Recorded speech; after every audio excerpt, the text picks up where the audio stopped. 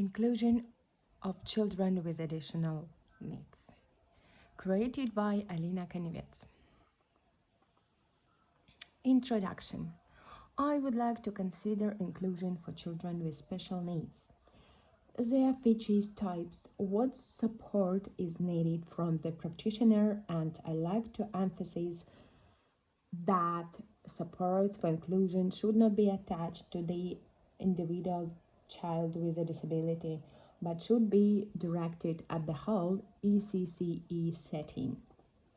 Definition. The phrase additional need, AEN, pertains to any students who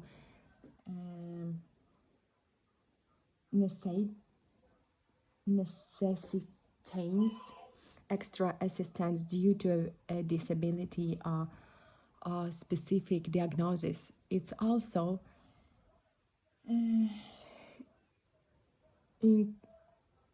encompasses the requirements of exceptionally talented students, ensuring they are both challenged and supported within an educational environment. Let's talk about different types of special needs. Additional needs describe the conditions that require additional support for a person to learn, communicate. Main categories include physical needs, cerebral palsy, muscular dystrophy, speech, language, and communicational needs, hearing impairment, dyslexia, dyscalculia, vision impairment. Emotional or behavioral needs, attention deficit and hyperactivity disorder, ADHD. Complex additional need, autism spectrum disorders, Down syndrome. Medical needs, asthma, diabetes mellitus. Speaking of barriers faced by children with special needs, there are also several types of physical needs, challenges in mobility alone with fatigue or discomfort, restrict involvement, and create and reliance on adult assistance.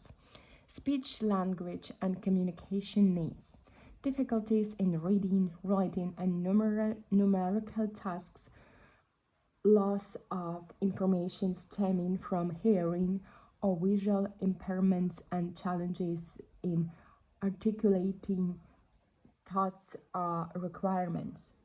Emotional or behavioral needs, challenges with maintaining attention and focus, difficulties adhering to routines or classroom regulations, and issues in forming friendships. Complex additional needs, difficulties in communication and social interaction, as well as sensory overload caused by noisy or light. Medical needs, frequent abscess or tiredness, limited practice in some activities, risk of medical emergencies. Barrier support is one of the most important stages in delineating an additional need. Physical needs, ramps, spacious areas, classrooms designed of accessibility and modified equipment, pencil grips, desk that can be adjusted in height. Medical needs ensure that medication is readily accessible when required, allow for the rest period, maintain regular communication with the parents and healthcare professionals. Complex additional needs, predictable routines, offer alert for the changes, utilize visual timetables and straightforward instructions, deliver one-on-one or small group assistance, and create quiet areas.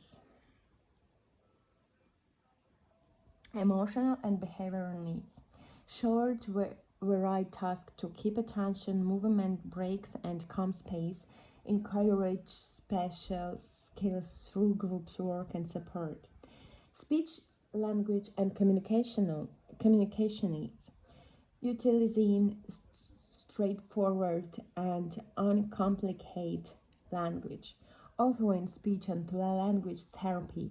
Utilizing large print, braille, or video resources. Employing assistive technology such as hearing aids, um, tablets, and reading software.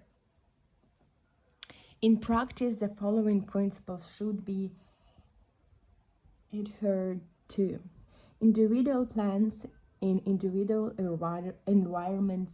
It's advisable to create personalized education and learning plans for every child, especially for those with additional needs.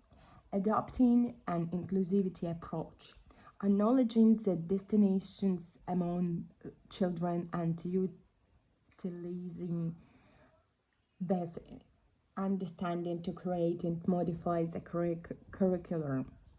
Respecting parents as parents.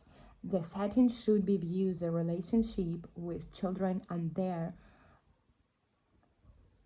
families as a collaborative partnership, prioritizing the best interests of the child at the core of this collaboration.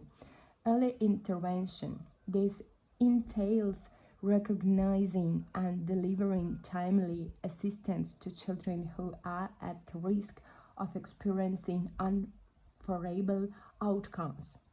Valuing individuality. This means recognizing each child's unique strengths